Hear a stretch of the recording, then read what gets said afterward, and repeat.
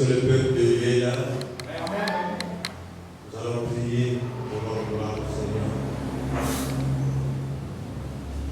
Éternel Dieu Tout-Puissant, une fois de plus, ton peuple est rassemblé en ce lieu pour écouter ce que tu nous as réservé aujourd'hui. Tu nous as dit dans ta parole que le Père est bon pour manger, mais la parole de Dieu est durant toute la vie, Père. Nous sommes venus ici pour écouter ta parole afin que nous puissions nous passager par cette parole. Car la parole, c'est un feu qui dévore. La parole, c'est un marteau qui brise. Seigneur, tu as dit dans ta parole que tu feras de la voiture, Seigneur, un niveau. Et tu feras de la bonté une voiture. Parce que tu es Dieu, Seigneur. Tu n'as jamais dit une parole qui ne se réalise jamais. Tu as confondu tous ceux qui sont forts pour élever les humbles et les enfants. Tu as fait de telle façon que personne ne puisse se glorifier dans ce monde. Père, quand tu as créé le ciel et la terre, tu l'as fait d'une manière bonne et tu avais toi-même confirmé que tout est bon. Tout ce que tu as créé est bon. Seigneur, il n'y a rien à rectifier. Il n'y a rien à contredire. Voilà pourquoi tu nous as donné la parole de Dieu, qui est la parole de la vie. Par elle nous vivons, par elle nous jugerons. À chaque esprit, chaque être vivant sera jugé selon les paroles qui sont dans la Bible. Seigneur, peu importe sa volonté, peu importe son honneur, peu importe ce qu'il a, Seigneur, il passera toujours par une volonté. Et oui, Seigneur, voilà pourquoi ce matin, nous voulons que tu nous accordes cette sagesse, cette dignité, afin que nous nous rendions humbles devant toi et de marcher selon la parole, afin que cette parole puisse nous rendre, Seigneur, gloire. Père, nous voulons que cette parole ce matin puisse fortifier ma soeur et mon frère. Car Seigneur, souvent c'est dans les découragements, souvent c'est dans les inquiétudes, souvent Seigneur c'est dans l'eau des degrés. Mais nous avons besoin que tu nous fortifies par cette parole. Car tu as élevé tous ceux qui étaient assis à terre. Tu as mis, Seigneur Jésus, les pauvres et tu les as fait asseoir dans les chaises des rois. Père, parce que ta parole est puissante. Nous voulons ce matin que tu nous fortifies et que tu descendes de cet esprit au milieu de nous afin que chacun puisse comprendre cette parole. Père, j'ai supplié par la gloire de ton nom afin que cela s'accomplisse au nom puissant de Jésus. Et nous disons tous Amen. On en parle la parole au Seigneur.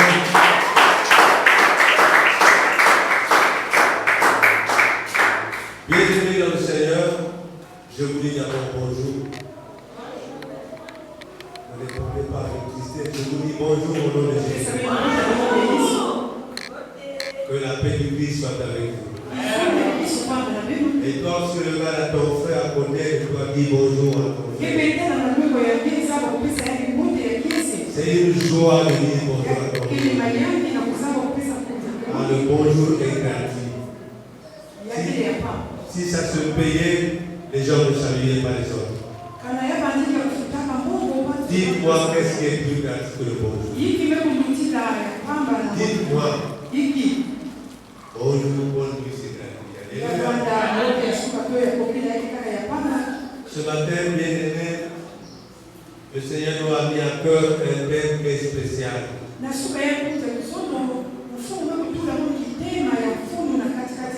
Car il parle chaque jour dans une manière, et souvent quand tu me dis, je me pose même la question.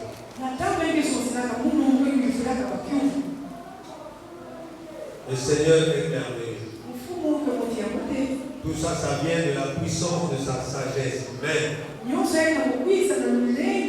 le thème de ce matin,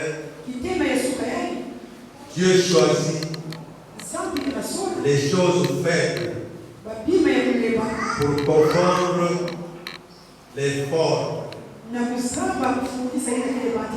Dieu choisit les choses faibles pour confondre les choses fortes. Je ne sais pas si ce thème te dit quelque chose. Donc Dieu a choisi tous ceux qui sont faibles, tous ceux qui sont petits, pour qu'ils s'assoient dans la gloire de Dieu. D'ailleurs, la parole le dit bien. Tous ceux qui vont rentrer dans le royaume de Dieu, c'est ceux qui sont comme des enfants. Alors mon bien-aimé, dit que dans cette vie, il ne faut pas t'orgueillir.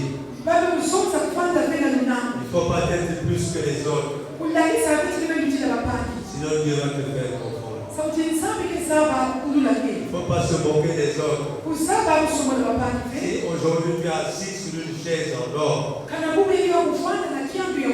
et l'autre assis sur une chaise tara ou tara, ne se moque pas de lui. Car Dieu peut confondre ses chaises, ça devient en or. Si tu trouves un enfant qui souffre dans le quartier, qui souffre dans cette vie, si tu as l'habitude d'avoir un morceau de pain, réserve et quand tu le verras, tu l'appelles, tu lui donnes. Parce qu'il a dit que lorsque tu prends ton bout de pain, tu le jettes dans le WC, tu le ramasseras plus. Et si tu mets ton morceau de pain dans le fleuve, tu vas le récupérer. Est-ce que tu sais pourquoi? Le fleuve roule et flotte. Lorsque tu déposes sur le fleuve, le courant va amener le pain. En ce moment, tu es à Pointe-Noire. Lorsque tu vas descendre à Brazzaville, tu arrives à la gare. Tu ne connais même pas le quartier où tu vas aller. Ce bout de pain, tu vas le trouver. Mon frère, bonjour. Est-ce que tu connais les quartiers? Ah, mais c'est loin. Est-ce que tu veux me conduire?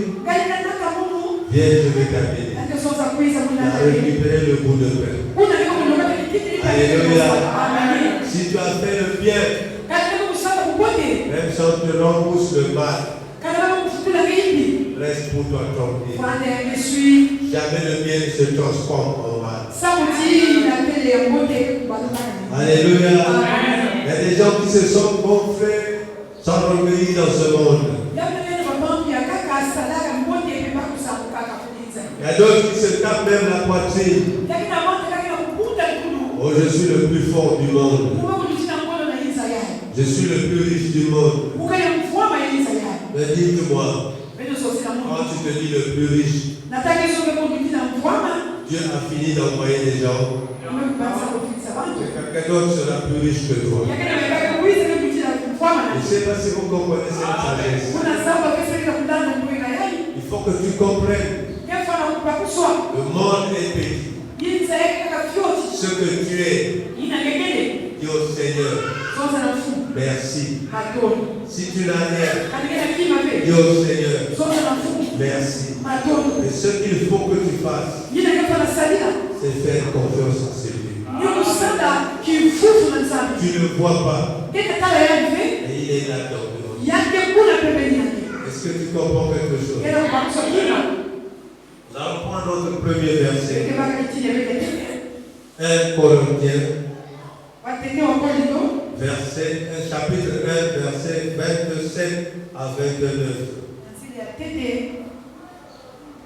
1 Corinthiens, chapitre 27 à verset 29.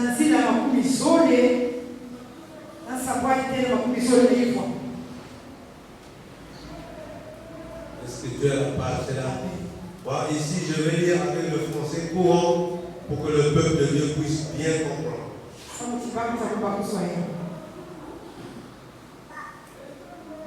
1 Corinthiens, chapitre 1. Chapitre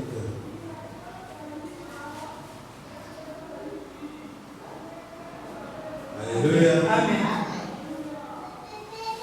C'est le même français, le même j'ai voulu que le peuple de Dieu comprenne bien ce qu'il comprend le français.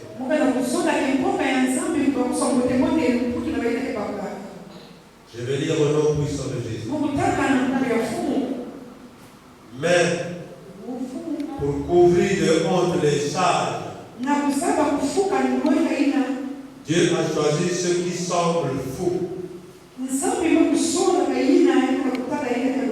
dans le monde pour couvrir de honte ce qui est fort. Dieu a choisi ce qui est faible dans le monde pour détruire ce qui est important.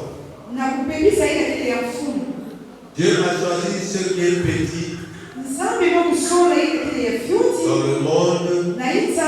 Il a choisi ce qu'on méprise, ce qui n'est rien, rien du tout. Dieu a fait cela pour que personne ne puisse se vanter devant lui. Est-ce que tu peux dire Amen? Mon bien-aimé, ce passage te montre la grandeur, la sagesse et la puissance de Dieu. Lorsque nous les hommes on s'éclate de rire pour un frère, pour une sœur, pour un enfant, parce que les enfants souvent ont la morve. L'enfant arrive devant toi, il pense à mort comme lui, il n'a pas de portrait, il met la main, il envoie la mort vers l'oreille. Et toi tu t'éclates de rire. Ça c'est l'enfant de qui ça? C'est la phrase que tu vas dire. Il ne peut pas s'occuper de son enfant. En regardant toi-même, tu es qui? Tu es une femme. Tu n'auras pas un enfant. Tu n'as pas d'enfant. Prends cet enfant et nettoie-lui la mort pour que la gloire de Dieu se manifeste. Tu n'as pas besoin de savoir qui est cet enfant. C'est une créature de Dieu. Voilà ce que Dieu a dit. Et tous ceux qui sont orgueilleux, et tu appelles sa maman. Il y a une porte non loin à côté de toi. Et tu appelles sa maman. C'est l'enfant de qui ça? Quand elle t'aime, viens chercher ton enfant pour lui enlever la mort. Est-ce que tu vois ça sonne même mal dans tes oreilles? Alors tu peux le faire. Mais Dieu va te confondre les jours. Est-ce que ce jour-là, où tu seras alité pour aller à l'hôpital, cet enfant-là qui aura une voiture et qui passera devant toi, qui va te reconnaître, parce que les enfants sont physionomistes. Il va dire ça c'est maman interne. On dirait qu'elle est malade. Rentre. Fais te déposer. Maintenant regarde ce jour. Dieu va te confondre. Parce que tu étais belle. Tu étais en bonne santé. Tu n'as pas voulu rendre service à cet enfant. Est-ce que tu comprends quelque chose? Est-ce que tu comprends quelque chose? Dieu nous a dit dans sa parole. Il a choisi les choses faibles pour confondre les fortes. Amen. Donc ici, il est en train de nous expliquer dans 1 Corinthiens. Dieu ne choisit pas les hommes riches. Dieu ne choisit pas les hommes heureux. Il choisit les hommes affligés. Ceux qui souffrent. Ceux qui se plaignent. Ceux qui crient vers lui. Et Dieu est miséricordieux. Il regarde tout ce que tu fais. Ça va de ça qu'il va t'élever. Pour confondre tous les hommes qui sont forts. Ma soeur, mon frère, est-ce que tu as tout de comprendre ça? Peu importe quand tu sors, tu es habillé. C'est bien. Mais ne fais pas de cet habillement une gloire du monde. Pour montrer est habillé. Car le Seigneur te confondra un jour. Et tu n'auras plus le temps de t'habiller encore. Et ce que tu voulais maîtriser, ils vont s'habiller devant toi. Est-ce que tu comprends quelque chose? J'ai besoin que le peuple de Dieu comprenne que tout ce que vous méprisez dans ce monde, tout ce que vous haïssez dans ce monde, le Seigneur les aime. C'est eux qui élèvent. Donc il faut avoir la miséricorde. Il faut avoir la pitié. Tu as un bout de pain. Donne à ta soeur qui vient. Donne à ton frère qui vient. Le bout de pain, ça pourrira. Et ton frère est toujours là. Est-ce que tu peux dire amen? Je vais poser une question. Qui est égoïste ici?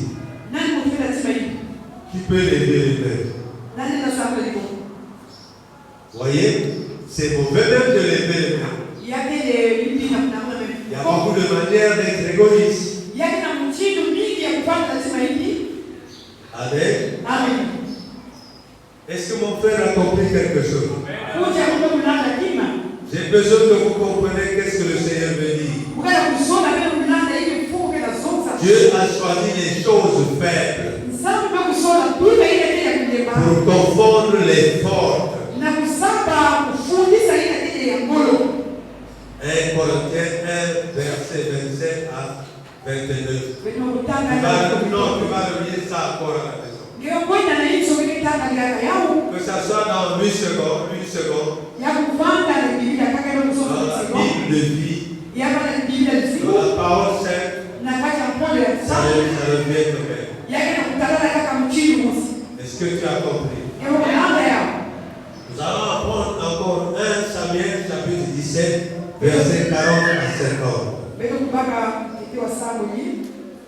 1 Samuel chapitre 17, verset 40 à 50.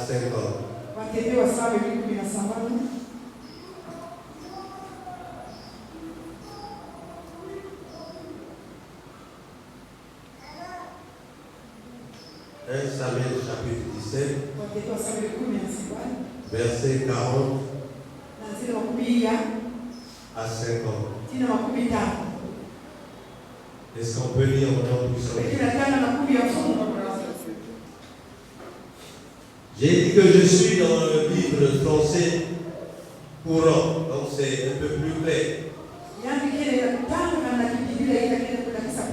Tout est pareil.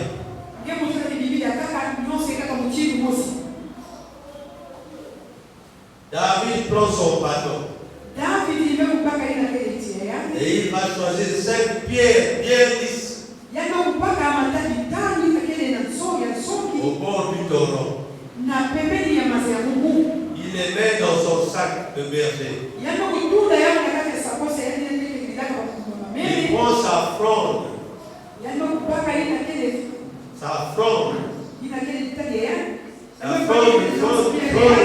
Voilà. Fronde. Je pense que les jeunes garçons connaissent ce fronde. Lance-pierre. Tu mets un morceau de bois. Les autres font les caoutchouc. Un petit fil au bout. Et le bout du fil, tu vas plier la pierre.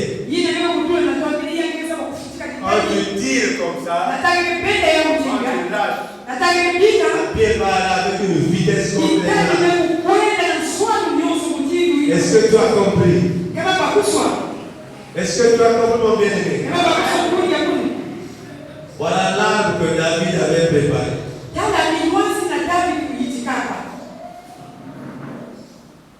Dans sa main, il avança vers Goliath.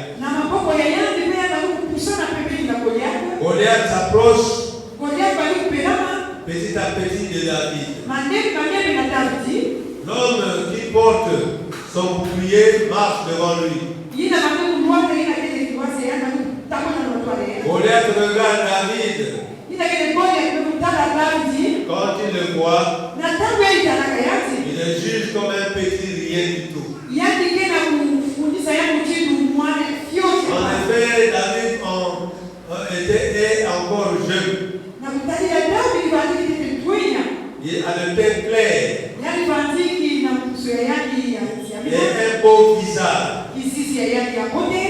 Alors Goliath crie à David. Tu viens contre moi avec un bâton. Tu me prends donc pour un chien. Et il lance à David des malédictions de la part des dieux philistins. Il crie encore. Viens ici.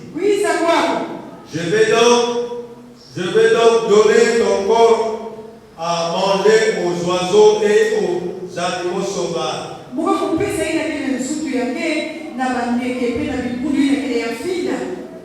David lui dit, toi tu viens contre moi avec un épée, une lance et une autre arme. Et moi je viens contre toi au nom du Seigneur de l'univers. Est-ce que le peuple de Dieu peut dire Amen? David dit, je viens au nom du Seigneur de l'univers, le Dieu de l'armée d'Israël, que tu as insulté. Aujourd'hui, même le Seigneur va te livrer à moi. Je vais te tuer et te couper la tête. Aujourd'hui même, je vais donner les corps des soldats philistins aux oiseaux et aux animaux sauvages qui les mangeront. Alors tout le monde apprendra que les Israélites ont un Dieu. Et tous les Israélites rassemblés ici le sauront, le Seigneur n'a pas pris d'épée ni de lance.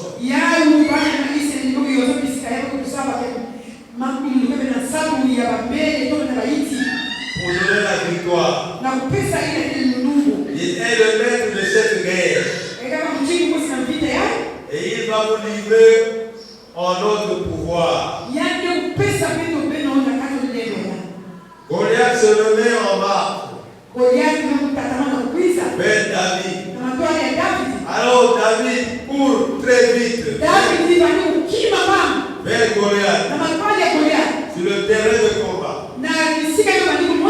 Il prend une pierre dans son sac. Il la lance avec sa fronde.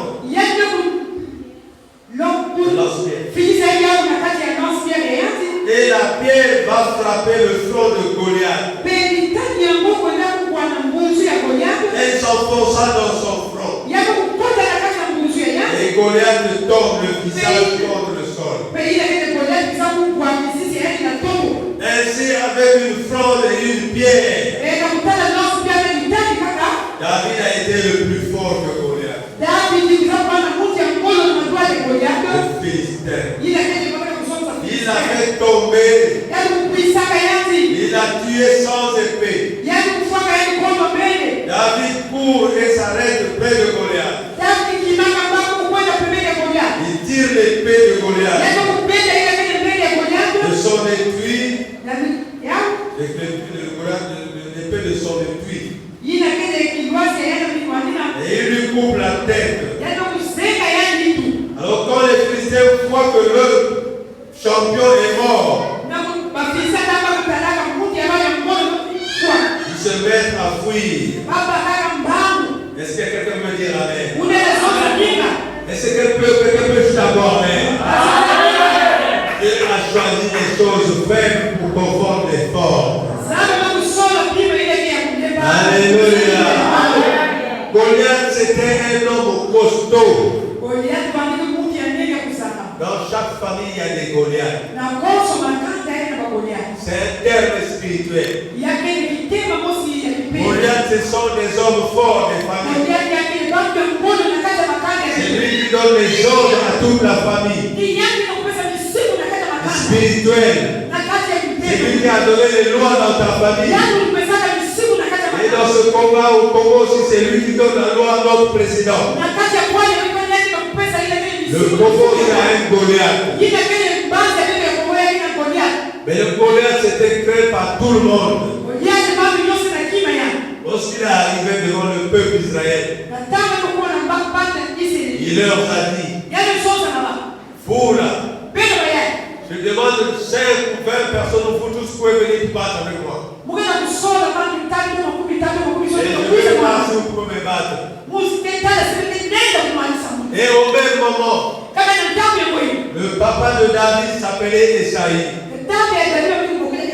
Il appelle David. David était au chantier pour garder les moutons. Écoutez bien ce que je dis.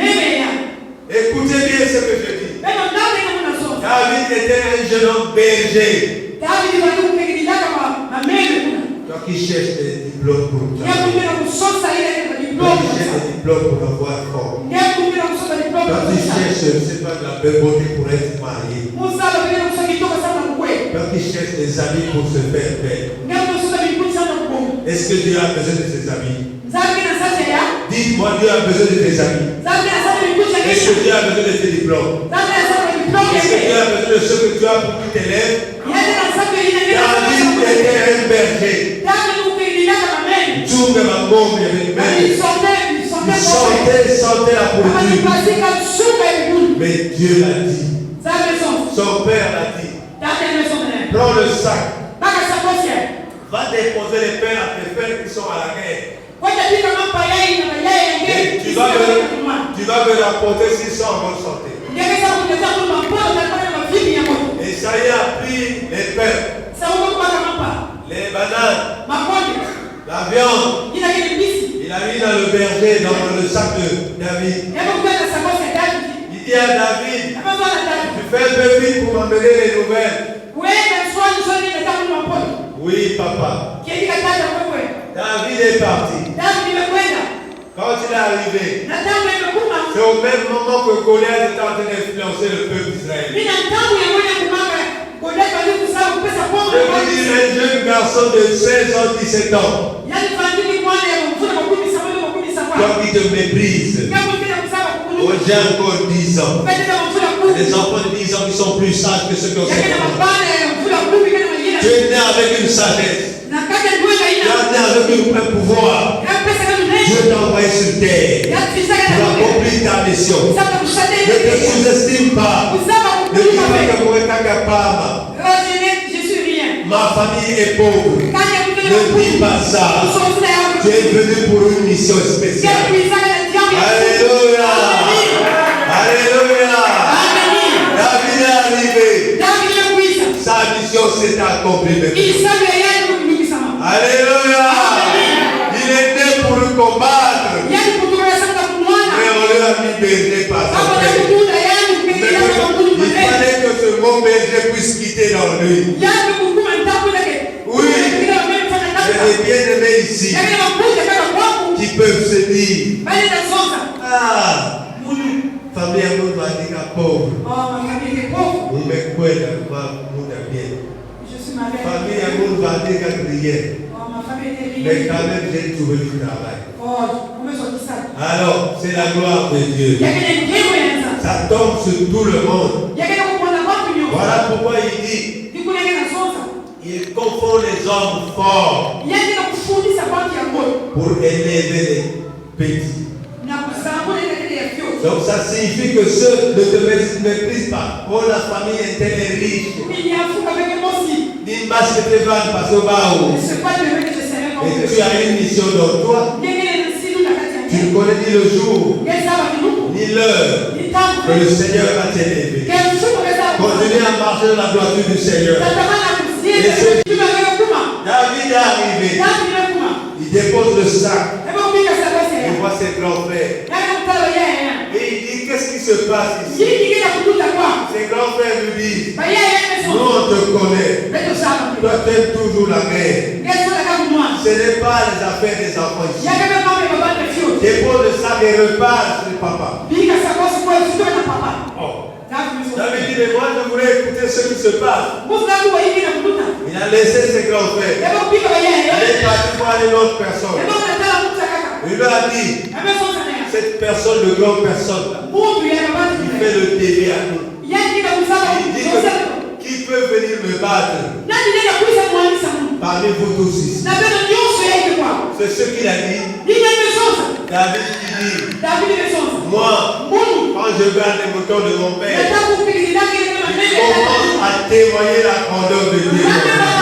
Lorsque je garde les moutons de mon père, il y a un lion, un tigre qui vient prendre le mouton de mon père.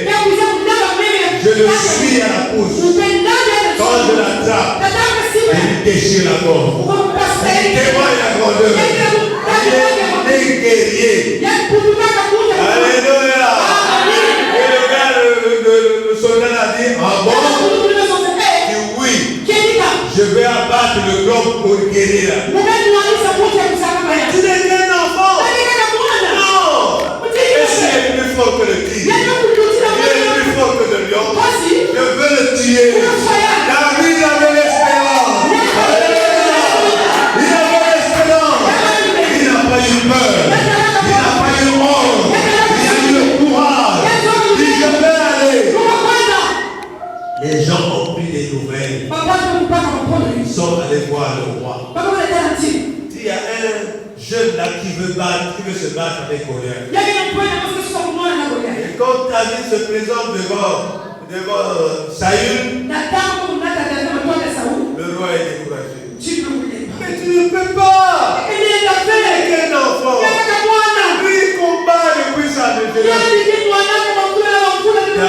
dit, n'aie pas peur. Je vais le tuer. Oh, toi? Oui, je vais le tuer. Alors regarde la personne qui te dit que je vais le tuer. Tu les sous-estimes. Voilà pourquoi Dieu nous a dit, nous confond les hommes forts pour élever les hommes faibles. Alléluia. David a dit, je vais le tuer. Ok. Si tu le tues, je vais te donner ma fille. Comme femme. Et Saül prend l'épée. Celui qui était à Goliath lui donne. Il prend la carcasse, l'habit de guerre là, qu'on est fils de frère. Il lui donne. Mais Goliath avait 4 mètres. Et David n'avait qu'un mètre 40. Est-ce que ces années-là peuvent me suffire? David veut marcher comme ça, il n'arrive pas. David veut quoi au sein de la paix? L'épée de Goliath fait déjà 2 mètres. Il dit au roi, je ne peux pas le combattre avec ça. Je veux le combattre à ma manière. Combat avec la manière que Dieu te fait. Combat à la manière que Dieu t'a créé. Ne sous-estime pas ce que tu es. Ne te décourage pas. Crois que tu es un vainqueur. Dans ta vie, ne regarde pas la sœur. Ne regarde pas tes frères. Tu es venu tout seul dans ce monde. Et ta mission, tu dois l'accomplir. Alléluia. Je ne te dis pas qu'on va me marier. Je ne te dis pas que je ne vais pas travailler. Je ne te dis pas que tu peux me regarder. Non. Il y a une personne qui va te regarder. Le Seigneur le Dieu Tout-Puissant. Il va te regarder. Et il va te voir ce que tu fais. Et sois pas acclame le Seigneur. Il est merveilleux. Le Dieu grand et puissant. Le Dieu d'Abraham, d'Isaac, de Jacob, et l'assemblée de Jésus, le sauveur de la vie. C'est lui. David, il a dit au roi non. Alors, la parole de nous dit que David, en allant se battre, il est parti au bord du fleuve. C'est comme un petit fou. Alléluia. Il va choisir 5 pierres. Et les 5 pierres, c'est le nom de Jésus. Alléluia. C'est 5 pour alléluia. Il n'a pas pris 6 pierres. Il n'a pas pris 7. Il a pris 5 pierres. Jésus-Christ, le roi de rois, avec son nom.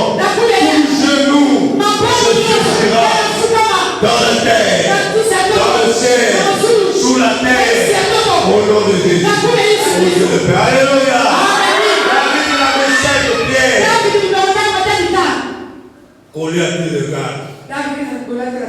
Et quoi? Tu viens me battre avec un bâton, avec un petit sac. Quand tu penses que je suis un chef, voilà, Goliath méprise David. C'est comme toi si tu méprises les autres. Non, mon frère, ma soeur. Ne méprise pas ton frère. Honore-le. Si que le Seigneur bénisse. Goliath, c'est un riche. Le Goliath, c'est Ali de David.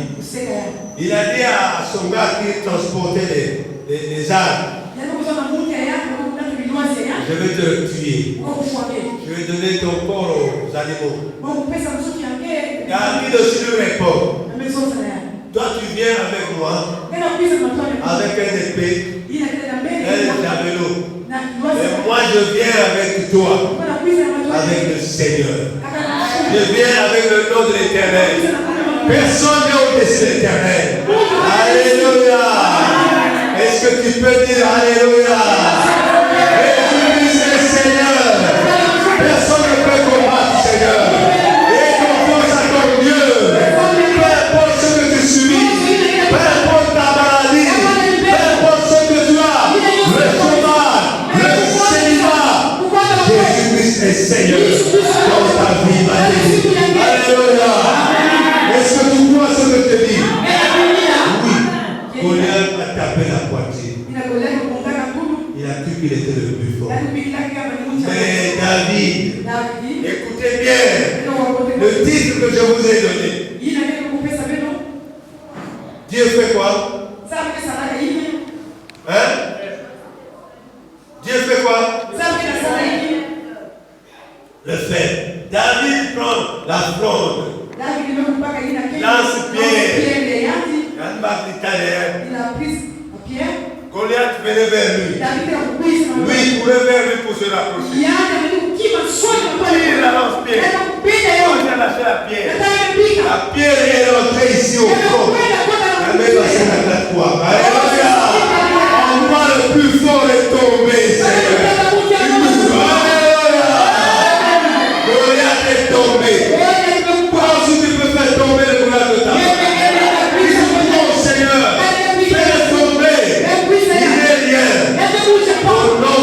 Jésus, il va tomber, il va te libérer. Tu auras le mariage, tu auras le travail, tu auras la prospérité.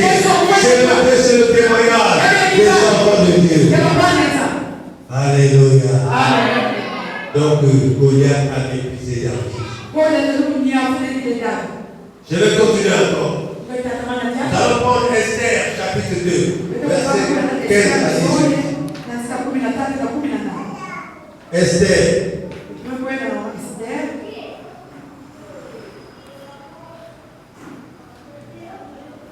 Esther chapitre 2.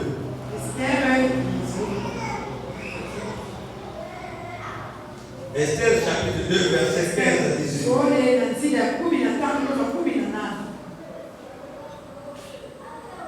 Esther chapitre 2 verset 15 à 18. Si tu as 8 secondes, c'est la page 517. Page 517. Un livre à 8 secondes. Vous mettez la carte de matière avec la page. Alléluia. Amen. Ici encore, le Seigneur nous parle. Pour vous dire que tu sois orphelin. Tu n'as ni père, ni mère. Et tu as une mère et un père. Jésus-Christ. Il dit, regarde tous ceux qui sont humbles. Voilà. Tu es maintenant malheureuse parce que tu n'as plus de père ou mère. Non.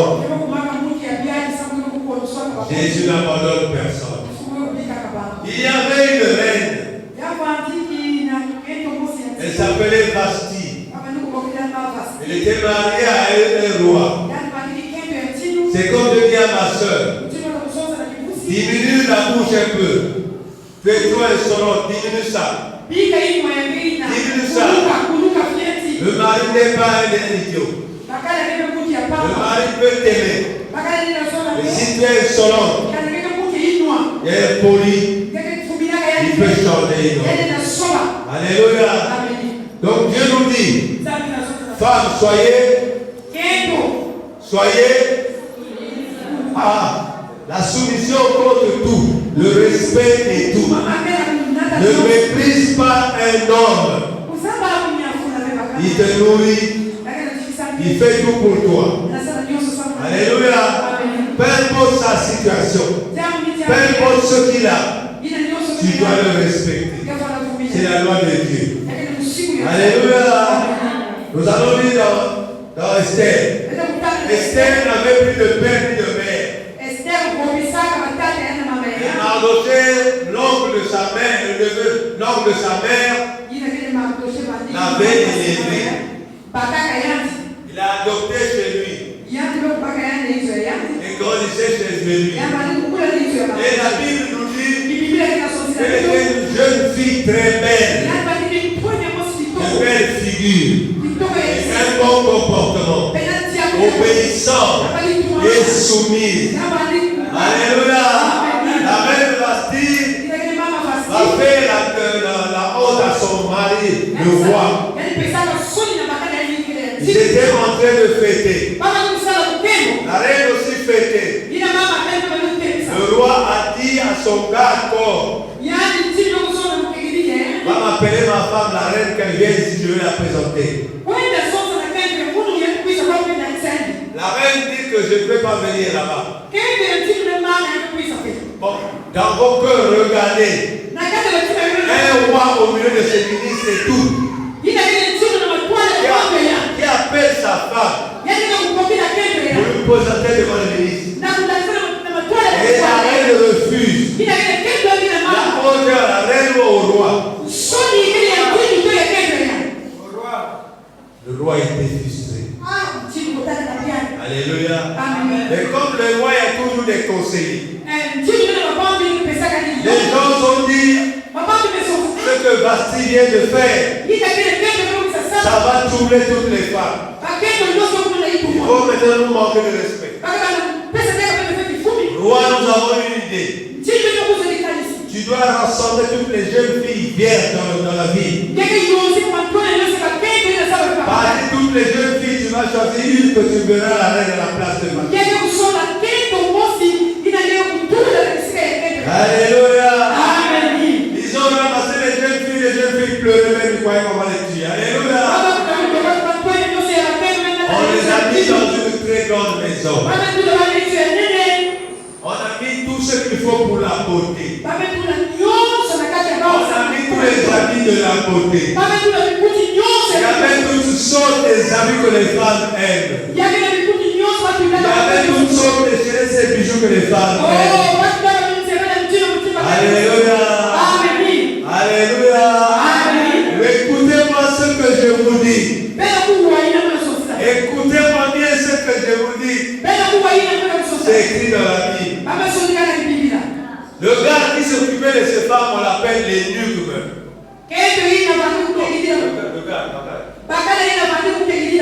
Donc l'énigme ne peut rien faire à ces femmes parce qu'il est castré.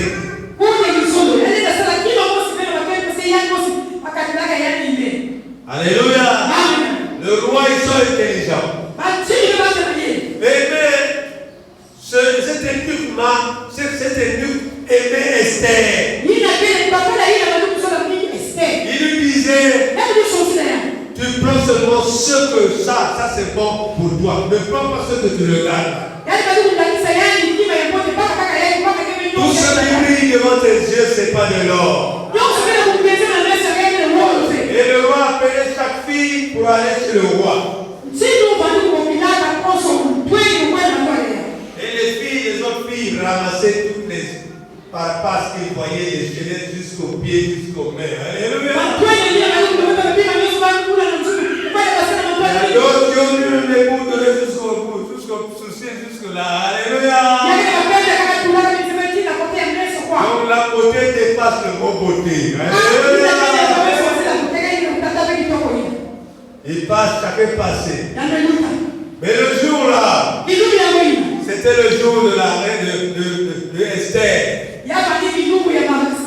Les Turcs lui disent, fais seulement tout ce que je t'ai dit. cieux. Alléluia. Alléluia. Esther, quand elle était chrétienne, elle est venue. Elle a pris une petite chaînette traditionnelle, elle a mis au cou. Chaînette traditionnelle, une petite chaînette, elle a mis au cou. Donc elle présentait le naturel dans elle. Est-ce que tu es en train de me comprendre?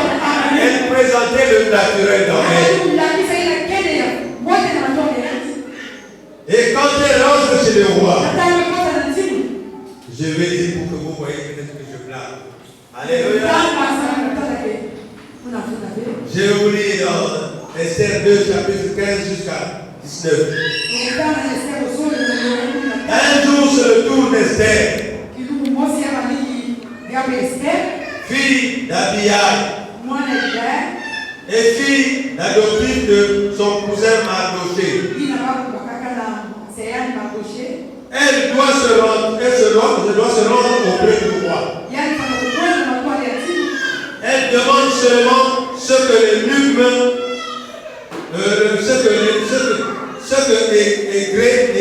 les nugmes chargés.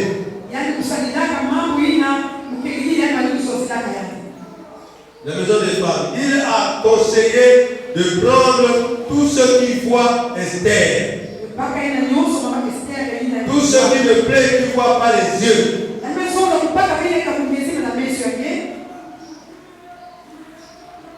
La Esther,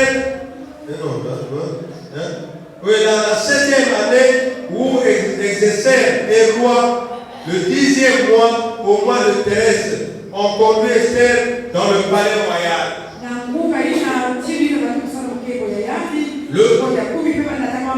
Le roi devient amoureux de l'Esther. Plus que toutes les autres femmes. Et parmi les jeunes filles, c'est elle qui gagne son affection. Et sa faveur. Il pose la couronne royale sur sa tête. Et il a fait reine à la place de Vashti. Il organise un grand repas en honneur d'Esther. Et il invite tous les fonctionnaires importants et ses ministres. À cette occasion, il supprime les impôts pour les habitants des provinces. Il donne des cadeaux avec une générosité royale.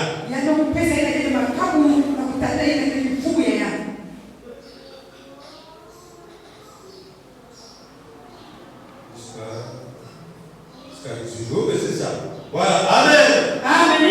Voilà, c'est comme je disais. Esther était orpheline de mère et de père. Mais elle écoutait tous les conseils que Mardoché, l'oncle de sa mère, elle disait. Toi qui ne veux pas écouter les conseils de maman. Peu importe que tu n'as plus de maman. C'est celui qui s'occupe de toi devient ta maman. Et Esther avait écouté les conseils des nugmes. Les nugmes lui disent: ne t'occupe pas de tout ce qui brille là pour mettre dans ton corps. Mais je te conseille de prendre seulement ce collier-là. Donc, parmi toutes les filles qui se présentaient chez le roi, le roi, sûrement dans sa sagesse, a vu que cette femme est moins chère. Mais quand tu vas prendre une femme qui a déjà des colliers, ça coûte déjà 2 millions sur la tête. Les boucles d'oreilles, les bras, les pieds, le chapeau, ça fait 2 millions de têtes. Mais là, elle est encore célibataire. Et quand tu vas la prendre chez toi, elle risque de faire une dépense de 4 millions. Alléluia. C'est un conseil que je vous donne, maman. C'est un conseil, papa. Quand tu veux prendre ta femme, regarde comment elle est. C'est bien, elle vient chez toi avec des brillants. Hein. Attention. Tu vas payer des brillants plus chers que là. Parce qu'elle va te dire que j'étais venu chez toi avec des brillants. Elle va t'amener dans une maison où ça coûte des brillants plus chers.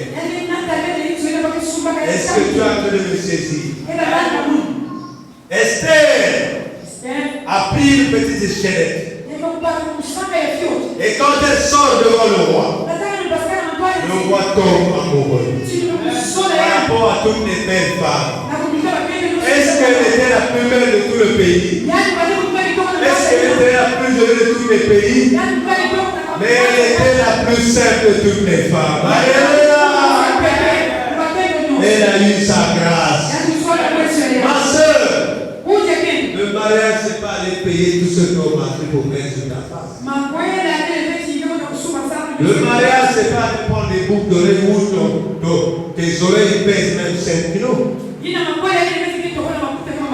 d'autres que je vois maintenant là. Ils vont aller percer le nez. Parce que les hommes maintenant cherchent des femmes qui ont des nez percés. Nous sommes maintenant à lancer bon alors. Mais qu'est-ce que c'est ce modèle? Mais j'arrive aussi même la lèvre aussi.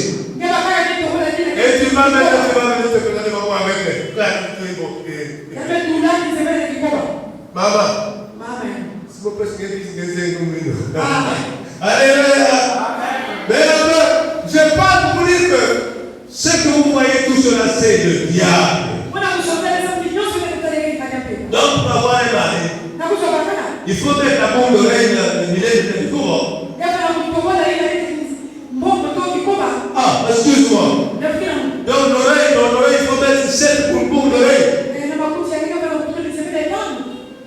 Enfin, je parle seulement, je ne dis pas que je ne me moque pas de toi, mais je pose seulement des questions. Tous ceux qui sont mariés, là, vous avez percé vos narines.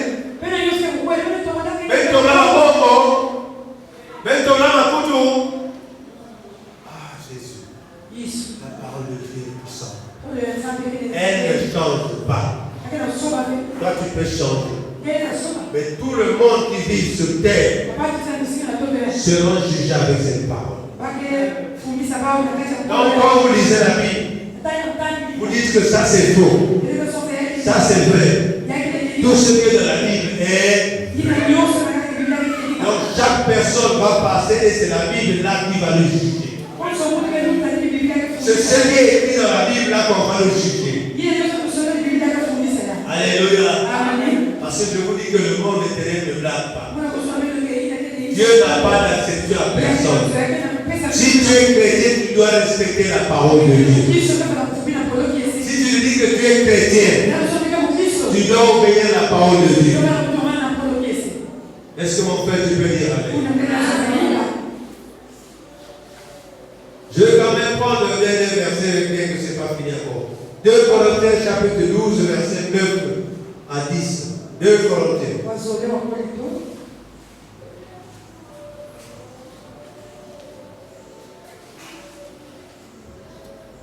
2 Corinthiens chapitre 12, verset 9 à 10.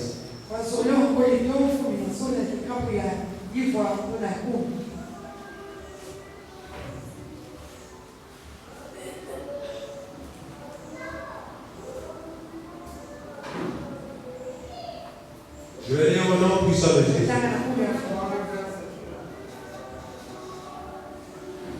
Et bien aimé dans le Seigneur, je commence d'abord par une exhortation. Ce n'est pas le fait que tu pries, que Dieu n'écoute pas ta prière, non. Dieu écoute ta prière. Puisque tu as prié de la tête, tu as réveillé. Donc sa grâce est sur toi. Est-ce que tu peux dire amen? Je vais dire au nom de Jésus. 3 fois j'ai prié. Le Seigneur de me délivrer de cette souffrance. Mais le Seigneur m'a dit, mon amour te suffit. Ma puissance se montre vraiment quand tu es faible. Donc je me vante surtout parce que je suis faible. Alors la puissance de Christ habitera en moi. C'est pourquoi les faiblesses, les insultes, les disputes, les difficultés, les souffrances et les soucis que je connais pour le Christ, je les accepte avec joie. Oui, quand je suis faible, c'est dans ce moment-là que je suis fort. Est-ce que quelqu'un peut dire amen? Ici, Christ est en train de nous expliquer. Tu peux prier. Tu peux prier. Il ne te donne pas la réponse. Mais l'amour qu'il a pour toi te suffit. Plein de fer, il va te guérir. Alléluia. Il veut voir dans toi une faiblesse. Les injures que tu as, les méprises qu'on te fait, c'est une gloire pour Dieu. Si tu es chrétien, on ne t'injurie pas, on ne parle pas du mal de toi, tu gagneras rien. Christ agit quand tu es faible. C'est pour cela qu'il a dit, il va confondre les hommes forts pour élever les hommes. Est-ce que tu peux acclamer? Est-ce que tu peux acclamer vraiment? Dans ton orgueil là, c'est Christ c'est zéro. Dans l'orgueil, Christ c'est zéro. C'est là le niveau. C'est Christ. C'est là la pauvreté. Il peut t'empêcher de servir Christ. C'est là la famine. Il peut t'empêcher de servir Christ. C'est pas la distance qui peut t'empêcher de servir Christ. Et quand ton cœur est attaché avec le Christ, tu as la solution. Tu as les résultats. Tu as la bénédiction. Est-ce que quelqu'un peut dire amen? C'est ce que j'avais à vous dire. Parce que le Seigneur c'est Dieu. Est-ce qu'on peut vraiment clamer notre Dieu? Le Seigneur est merveilleux. Il est merveilleux. S'il y a encore une minute, il y avait encore, comment on appelle ça? Un verset que je voulais vous donner encore. 2 Chroniques 32, verset 7 à 8.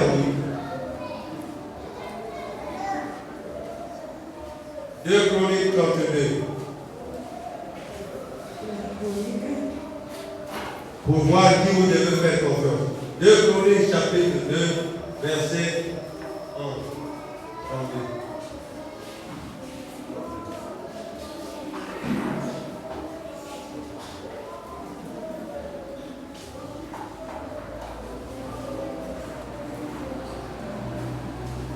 Deux Chroniques 32, versets 7 à 8.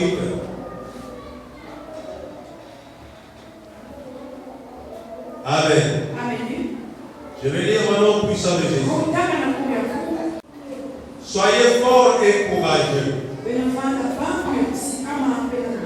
N'ayez pas peur. Ne soyez pas effrayés devant le roi d'Assyrie et les troupes nombreuses qui sont avec lui. En effet, il n'y a aucune puissance qui est plus grande avec nous qu'avec lui. Avec lui, il n'y a que les forces humaines. Mais avec nous, il y a le Seigneur notre Dieu. Il nous aidera et combattra avec nous. Ces paroles d'Ézéchias, roi de Juda, encourageant les habitants de Jérusalem.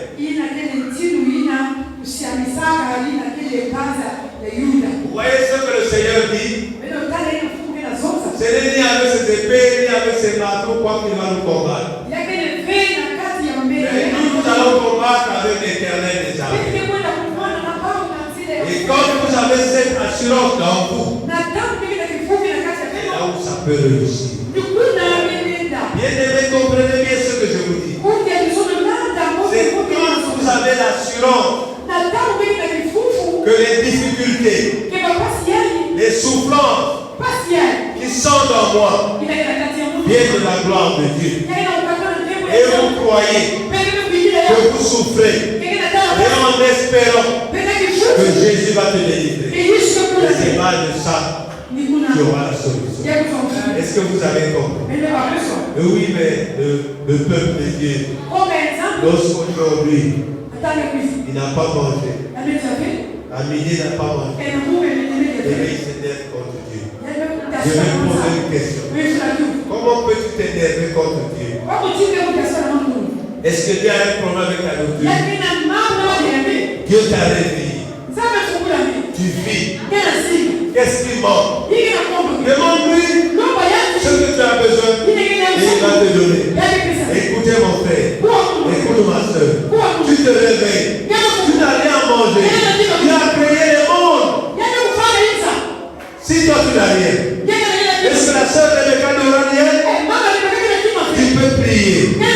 Dieu va toucher la soeur Rebecca. Peut-être qu'il va te donner mon soeur. Tu veux plus. Alléluia. Alléluia. Lorsque tu vas manger, qui va dire que tu as mangé les travail et Kuba?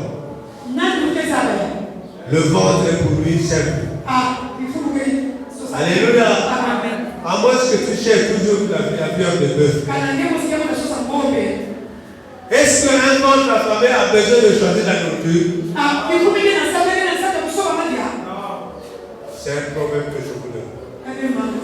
Donc tu as besoin de quoi? De manger ou de choisir la nourriture? Que le Seigneur vous bénisse.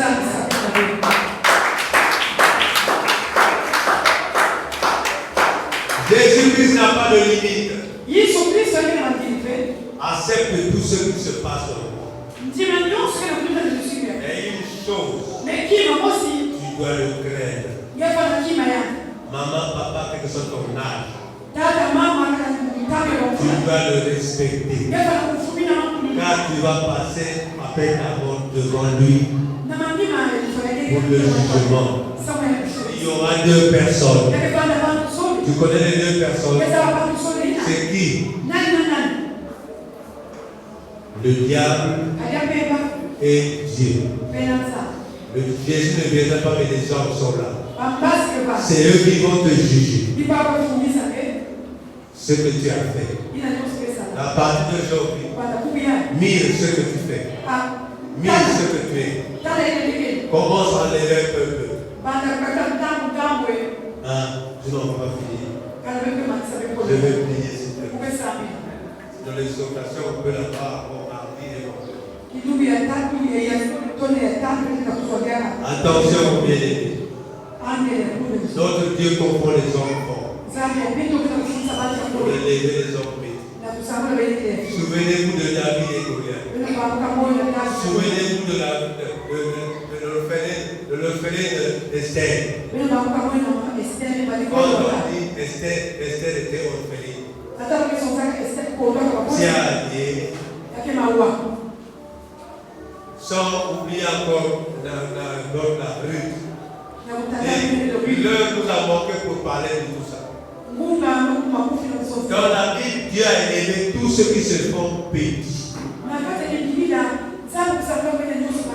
Donc ce n'est pas la peine de faire comme le petit dans le grand marché quand le produit est là.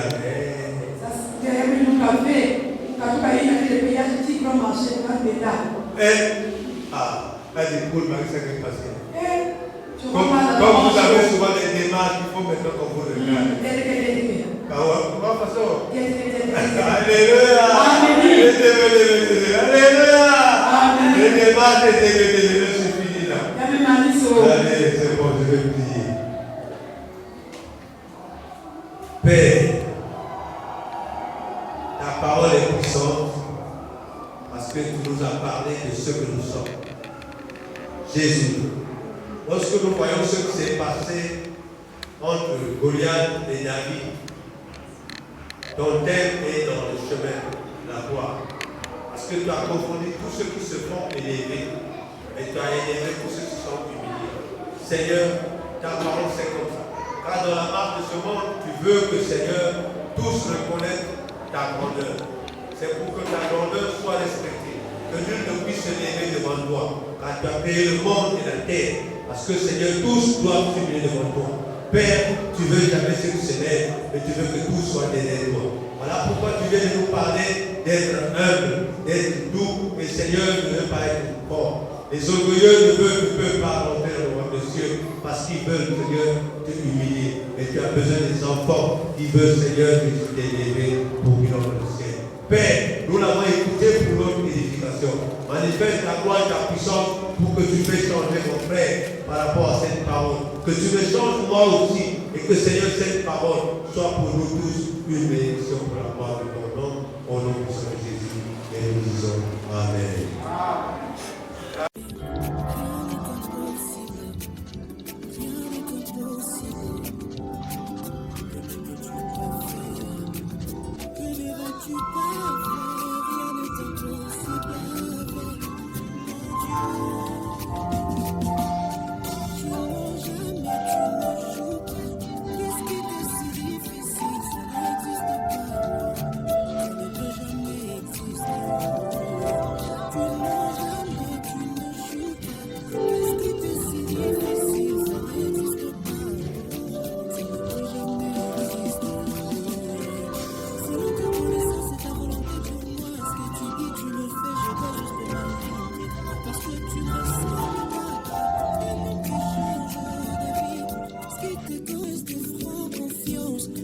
Amen, bien-aimés.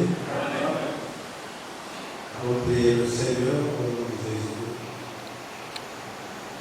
Seigneur, ce matin, nous sommes arrivés dans ce lieu pour te louer, pour t'adorer, afin de t'élever. Parce qu'il n'y a pas un autre Dieu que nous pourrons élever ce matin en dehors de toi. Voilà pourquoi, Seigneur, si nous sommes ici, ce n'est pas pour admirer ce lieu. À tout cela, c'est ta main qui l'a fait. Et nous sommes venus, Seigneur, pour louer ton nom et écouter ta parole. Seigneur, tu as dit dans ta parole, ce ne sont pas ceux qui écoutent la parole de Dieu qui sont justes devant toi, mais ceux qui écoutent la parole de Dieu et la mettent en pratique, c'est ceux-là qui sont justifiés. Voilà pourquoi ce matin, je veux, Seigneur, te rendre grâce, te bénir, de ce que mon frère et ma soeur doivent écouter cette parole et que cette parole l'élève, le change, le transforme afin que sa vie puisse avoir un changement. Car c'est ce que tu nous as dit dans ta parole. C'est la première chose, c'est répandez-vous afin que le royaume des cieux soit pour vous. Voilà pourquoi ce matin, je voulais, Seigneur, te dire merci de ce que mon frère et ma soeur est arrivé en ce lieu pour écouter ce que tu nous as réservé. Car tu dis que, Seigneur, si vous écoutez ma parole et vous gardez mes préceptes, Seigneur, vous aurez une vie heureuse.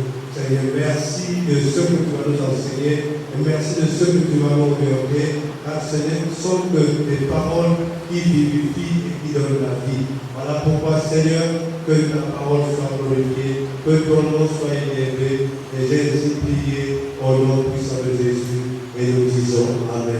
Amen. Amen. Bien-aimé. Est-ce que tu es dans la joie ce matin? Si tu es dans la joie, acclame le Seigneur.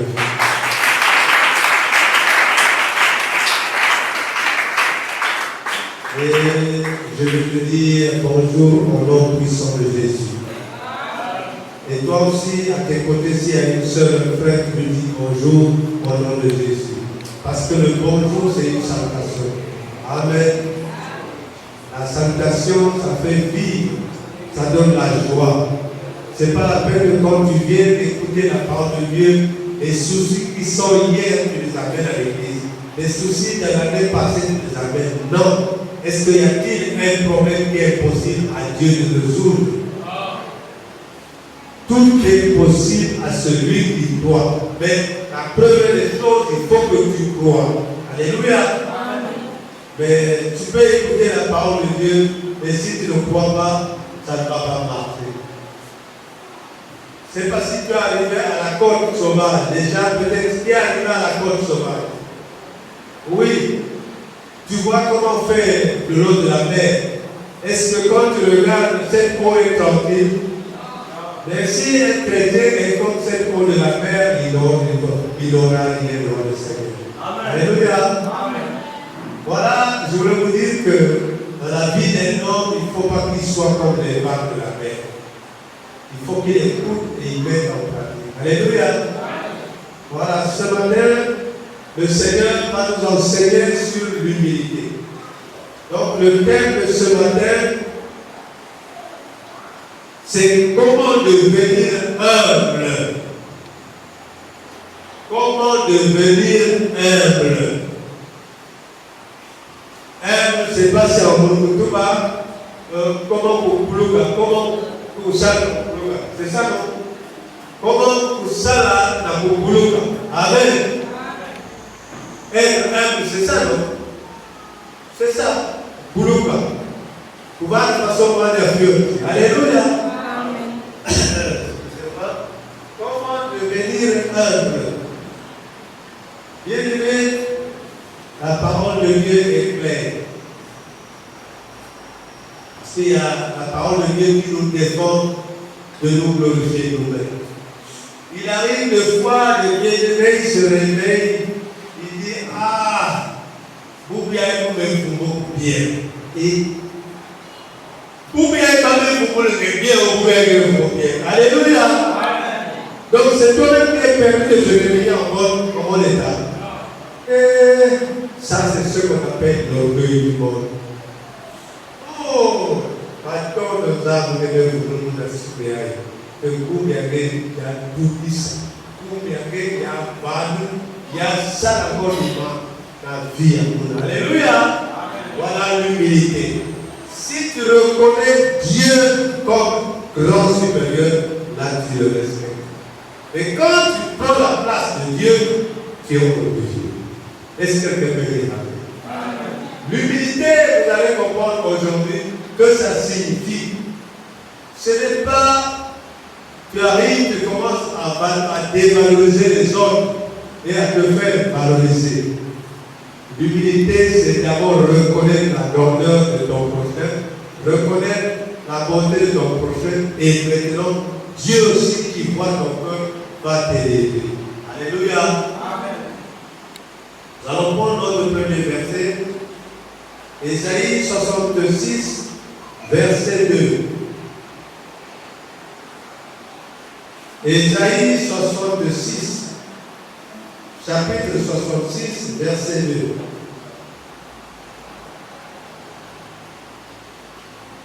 C'est la page 742 pour ceux qui ont le 8 secondes.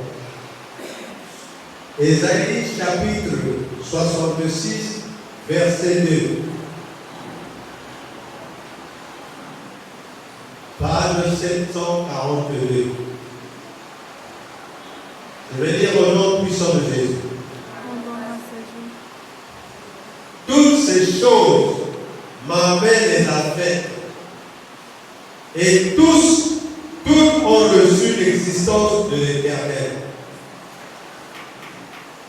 Voici sur qui je porterai le regard, sur celui qui souffre et qui a l'esprit abattu, sur celui qui crée ma parole. Amen. Amen.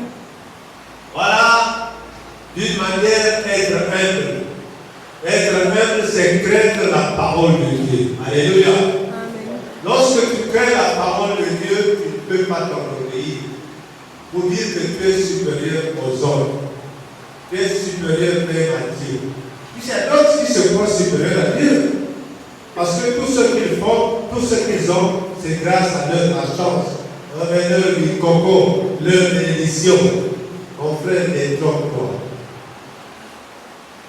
Aucune personne ne peut taper la poitrine sur terre.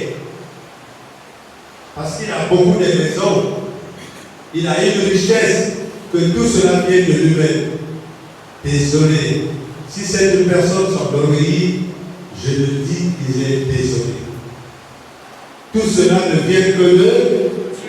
Ah, vous avez entendu la parole d'Ésaïe 66. Tout cela, c'est Dieu qui a créé. Mais dis-moi, est-ce que tu es venu sur terre et tu as créé toi pour t'obéir devant Dieu? Est-ce que tu peux comprendre cette parole? Voilà mon bien-aimé, être humble, l'humilité, c'est faire confiance au Seigneur. S'humilier, si tout ça, ça. Amen. Être humble. Quand on se soumet à la parole, on se soumet à l'humilité, c'est élever les autres, reconnaître la valeur des autres et Dieu va t'aider. Vous avez aussi que comprendre. C'est-à-dire si Mikuluka devant Zab, il faut que Zab valeur et parle. Il faut que Tal de Mbok parle. Mais pour Babel y arriver, pour rabaisser y arriver. Car tu es qui pour rabaisser l'autre? Est-ce que tu comprends? Cela vient de l'humilité. C'est-à-dire tu dois connaître que pareil, il y a le but d'amour. Au nom de façon, nous voyons le truc. Et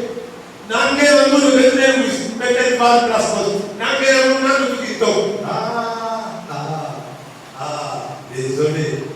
Vous commencez à juger la beauté. Parmi vous deux, lequel qui s'est fait créer lui-même? Mais si tu es belle, si tu es beau, loue le Seigneur.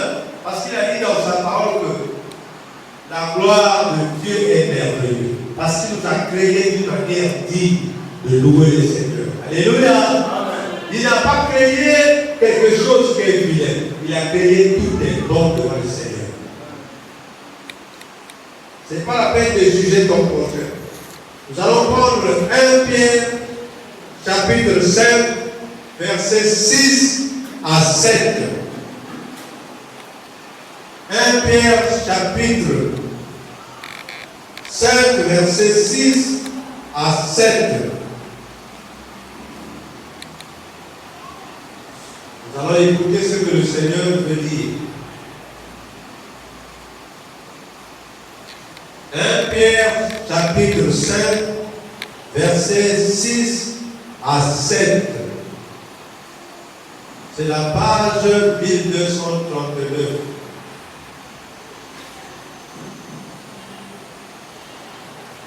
Je vais lire au nom puissant de Jésus. Humiliez-vous donc sous la puissante main de Dieu, afin qu'il vous élève au temps convenable. Et déchargez-vous sur lui de tous vos soucis, car lui-même prend soin de vous. Est-ce que quelqu'un peut dire amen? Mon frère, ici, on n'a pas dit que de t'humilier devant un homme. On ne t'a pas dit de t'humilier devant une femme, devant un monsieur. Mais on te dit de t'humilier devant Dieu. Alléluia. Parce que lorsque tu t'humilies devant Dieu, tu te fais enfant et le Seigneur va te le lever. Alléluia. Voilà ce que signifie. C'est comme je disais, ne vous reconnaissez pas supérieur aux autres, mais plutôt considérez les autres supérieurs à vous. Aux autres, vous pouvez voir. Pour Tala, pour Zambouka, il y a pas. Valeur, il y a pas. Mais pour valeur, il y a levé. Alléluia. Puisqu'il y avait dit de pas d'orgueil. Être humble, c'est considérer l'intérêt des autres plus que la nôtre. Est-ce que là c'est clair? Et, vous voyez que d'abord, comme on dit là, c'est comme ça être humble. Être humble, c'est considérer les intérêts des autres plus que la tienne. Regardez-moi. C'est la Bible qui parle. Je ne fais qu'interpréter ce que dit la Bible. Donc ne pense pas que orgueil, que ça n'a pas, que ça n'a pas, mais ça n'a pas. Parce que dans quel n'a pas qui nous a créé. Alléluia. Nous allons prendre Philippiens chapitre 2, verset 4. Philippiens chapitre 2, verset 4.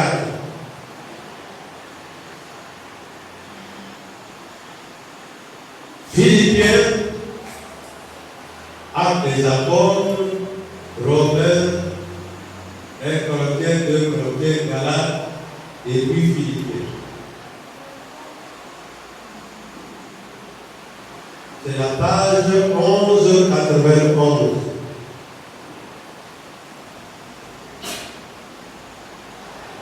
Je vais lire au nom puissant de Jésus. Que chacun de vous, au lieu de considérer ses propres intérêts, considère aussi ceux des autres. Est-ce que quelqu'un peut dire amen?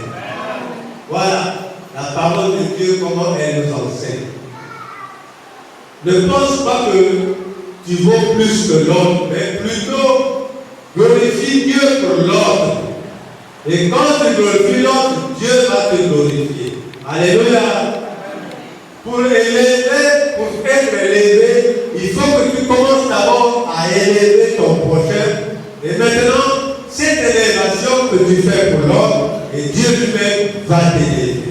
Est-ce que vous comprenez bien? Donc c'est comme ça l'humiliation. Comment devenir humble? Moi, façon pour le cas de votre âme. Moi, façon pour faire. Et il faut me dire comment devenir humble et demeurer.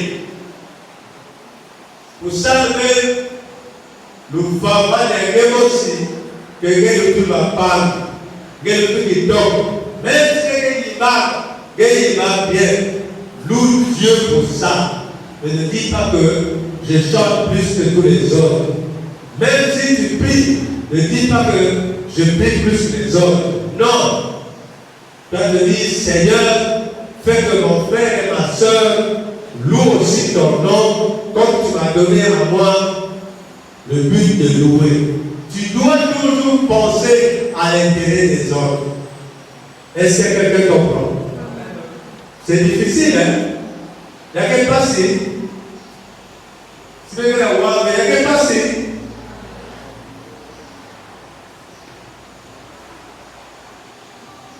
Nous pouvons lire dans Jacques aussi, chapitre 4, versets 6 à 10. Jacques.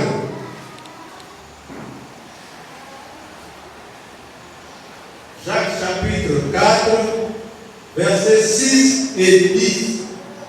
Ce n'est pas 6, 7, 8, versets 6 et 10.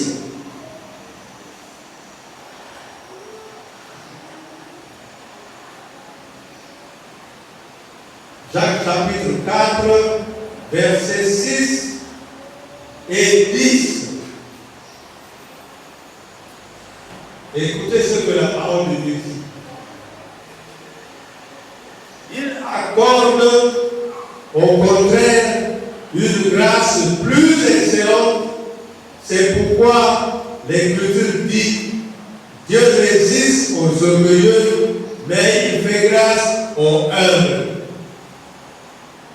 10. Humiliez-vous devant le Seigneur et il vous élèvera. Et bien aimé, je voulais répéter encore. Est-ce qu'il a dit ici que humiliez-vous devant les hommes? Il a dit que de t'humilier devant le Seigneur, car c'est lui seul qui élève les gens.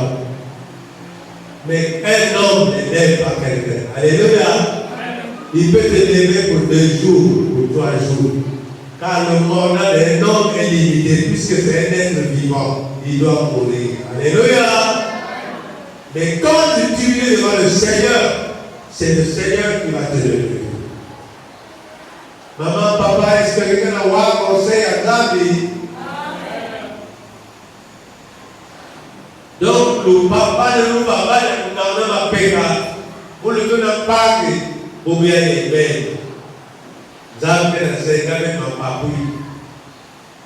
Tu ne peux pas t'orgueillir devant ton prochain. Parce que tu connais qu'il nous a dit, qu'il nous a donné 2 commandements. Je vous pose la question que nous arriverons à ces commandements. Donc, quand tu aimes ton prochain, tu ne peux pas le humilier. Alléluia. Quand tu aimes ton prochain, tu dois l'élever. C'est l'inverse. Dieu ici, il veut que nous soyons comme des petits enfants. Alléluia. C'est les petits enfants qui veulent que nous soyons. Ce n'est pas égal les petits enfants. Ils sont malléables. Ils sont capables d'apprendre. Mais surtout les adultes, ils connaissent. Oh, vous savez déjà. Et comment tu vas encore perdre le temps encore? Quelqu'un connaît déjà. Alléluia. Mais les adultes connaissent déjà. Mais les enfants apprennent. Et ils gardent par encore à quelqu'un. Mais nous là, ma fille tout à l'heure, jusqu'à l'heure, on garde la cathédrale.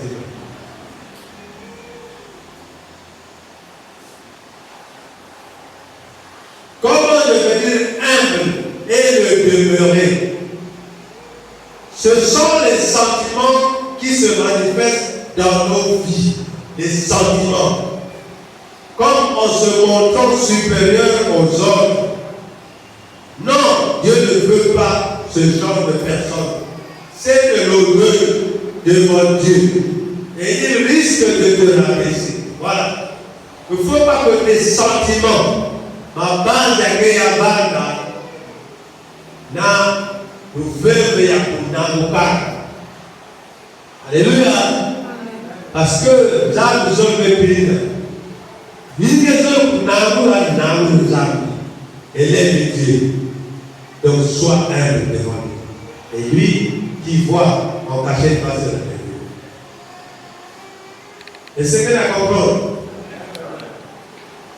Nous allons prendre un exemple de lui-même de Christ qui nous a montré d'être un petit enfant. Philippiens chapitre 2. Nous allons lire Philippiens chapitre 2, versets 5 à 10. Philippiens chapitre 2, versets 5 à 10. Et c'est même une très puissante prière, celle que je te dis. C'est une puissante prière. À partir de 11, je pense. À partir de 9 et jusqu'à 11, c'est une puissante prière. Philippiens chapitre 2, versets 5 à 10.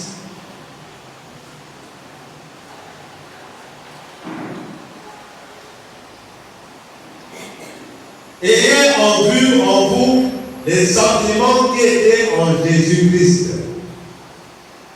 Les sentiments, comme j'ai dit, les sentiments vous tirent Yahvé, mais tu vas à Jésus-Christ. Ayez en vous les sentiments qui étaient en Jésus-Christ, lequel, existant en forme de Dieu, n'a point regardé comme une proie à arracher d'être égal avec Dieu. Mais s'est dépouillé lui-même en prenant une forme de serviteur, en devenant semblable aux hommes et ayant paru comme un simple homme. C'est pourquoi aussi Dieu l'a souverainement élevé et lui a donné le nom qui est au-dessus de tout nom, afin qu'au nom de Jésus, tout genou fléchisse dans les cieux, sur la terre, sous la terre, et que toute langue confesse que Jésus-Christ est Seigneur à la gloire de Dieu le Père. Est-ce qu'elle peut dire? Alléluia! Vous voyez l'humilité que Jésus a manifestée dans ce monde.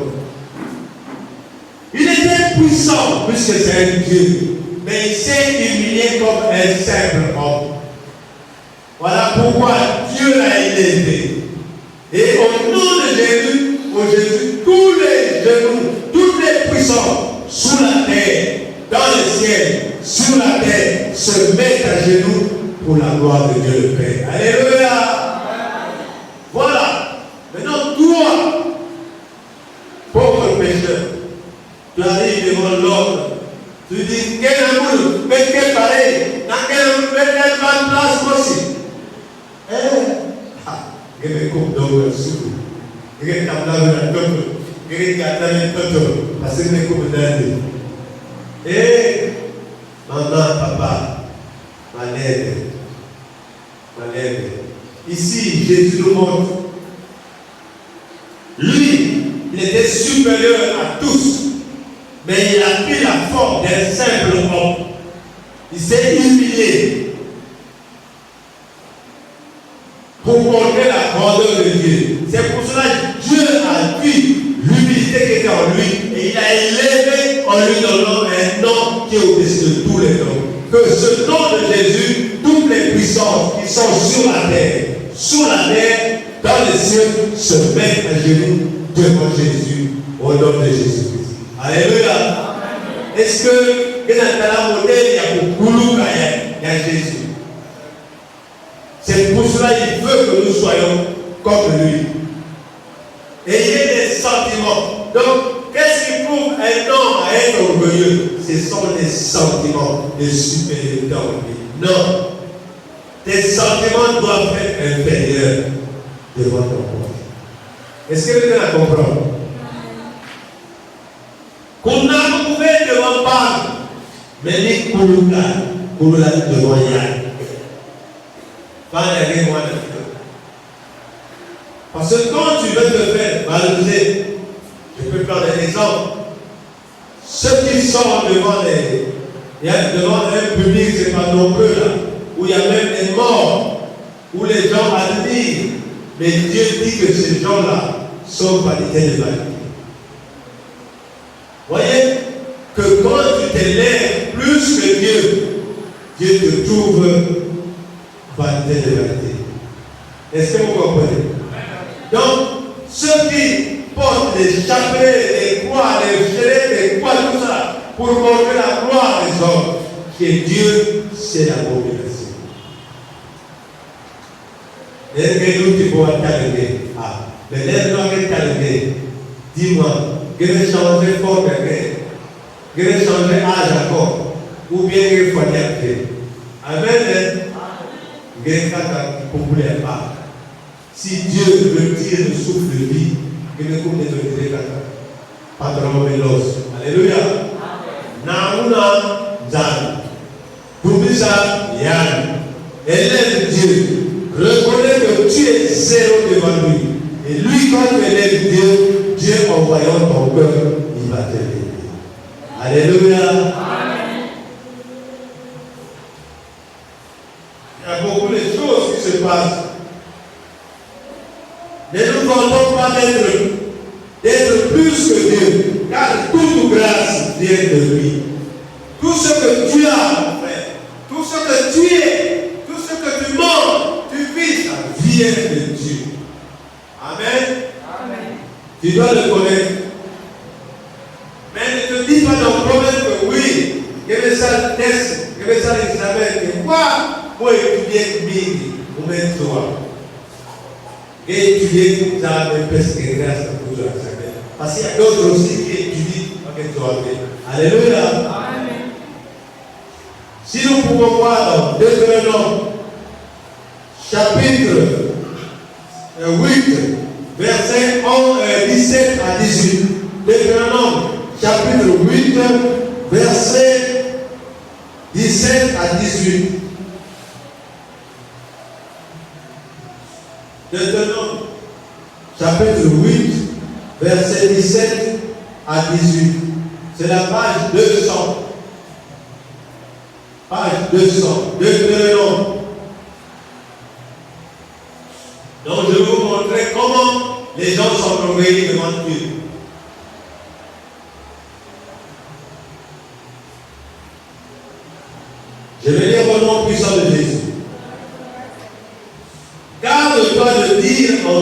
maison, en ton cœur. Ma force et la puissance de ma main m'ont acquis ces richesses. Souviens-toi de l'Éternel, ton Dieu, car c'est lui qui te donnera de la force pour les acquérir, afin de confirmer l'alliance qu'il a jurée à tes frères, à tes pères. Amen. Amen. Donc, il faut t'en souvenir de l'alliance de Dieu. Dieu a dit, je ne t'abandonnerai jamais. Je ne te laisserai jamais. Et ce que tu trouves, ce que tu as, ça vient de lui. Mais je te dis, mailler la belle famille avec te mettre la sac toujours premier. Ah non, ça on appelle ça l'orgueil vis-à-vis de Dieu. La grâce que Dieu donne, il faut reconnaître ça.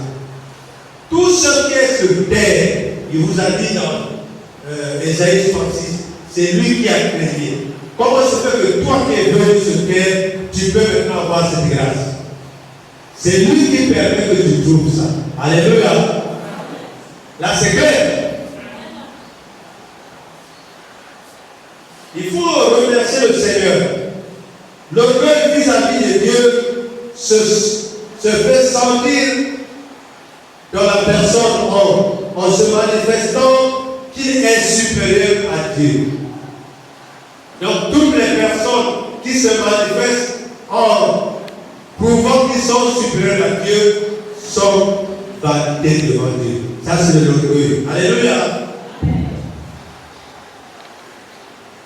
Orgueil, c'est se sentir libre vis-à-vis de Dieu, indépendant. Donc tu ne dépends pas de Dieu, tu es indépendant de Dieu. Même pour ses capacités, tu ne le connais pas. Tu n'as jamais reconnu la puissance de Dieu. Non. C'est de l'orgueil en se sentant supérieur plus que les autres. C'est l'orgueil. Est-ce que vous comprenez? Même si tu es intelligent, tu es riche, tu es beau, tu as tout ce qu'il faut à la maison. Dis-moi une question. À combien as-tu payé ce que tu as là à Dieu? Tu l'as payé à combien? Quand tu te réveilles, le souffle de vie, il faut me faire ça. La coupe de mon pépine. Alléluia. Maintenant, quand tu te réveilles et que Dieu te fait grâce, tu travailles. Combien tu as payé pour Dieu pour avoir ce travail? Donc, l'orgueil que nous ne connaissons pas, parce que nous vendons nous-mêmes, dans ma manière où ça à l'école, mais tu as ça. Non. Dieu a fait grâce, j'ai pu avoir le travail. Alléluia. Amen. Je voulais vous montrer l'exemple d'un orgueilleux. Ne pense pas orgueil. C'est l'orgueil, c'est ne pas connaître le bien de Dieu. Exactement, c'est comme les professeurs devant les amis. Donc, il ne va pas les couler à les penser que tu l'as. Non. Comment devenir humble et le demeurer? Moi, de toute façon, il coule là. Il coule là devant pas. Si quelqu'un coule là devant pas, mais il coule là devant Dieu. Et à la fin, il va te lever. Est-ce que tu as fait le comprendre la vérité?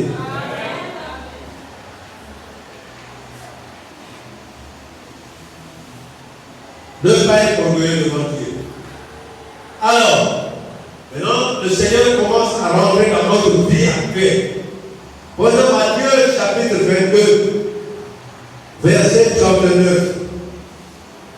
Matthieu chapitre 22, verset 39.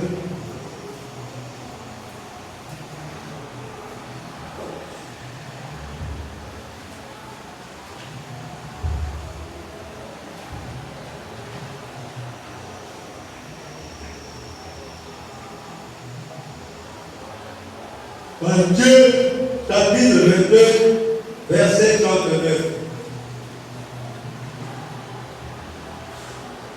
C'est la page 978. Je vais lire au nom puissant de Jésus. Et voici le second tu es semblable. Tu aimeras ton prochain comme toi-même. Amen. Maintenant, le Seigneur commence à nous ramener à ce qu'il a fait de nous dire. Tu ne peux pas t'honorer devant ton prochain. Donc, tu dois aimer ton prochain comme toi-même. Alléluia. Et il y a d'autres qui pensent que j'étais avec eux pour les prêcher. Non. C'est le Saint-Esprit qui m'a révélé pour prêcher à mon frère, à ma soeur et à moi-même. Alléluia.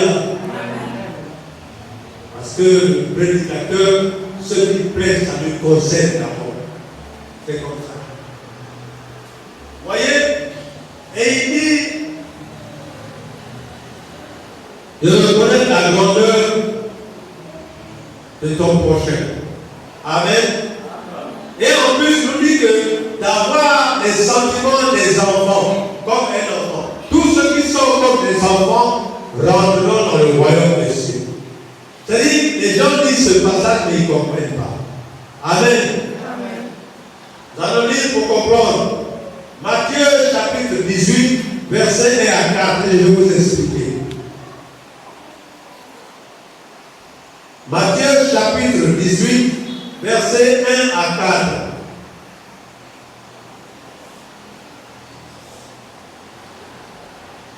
Je pense que tu es déjà à la page. En ce moment, les disciples s'approchèrent de Jésus et dirent: qui donc est le plus grand dans le royaume des cieux? Il pose la question à Jésus.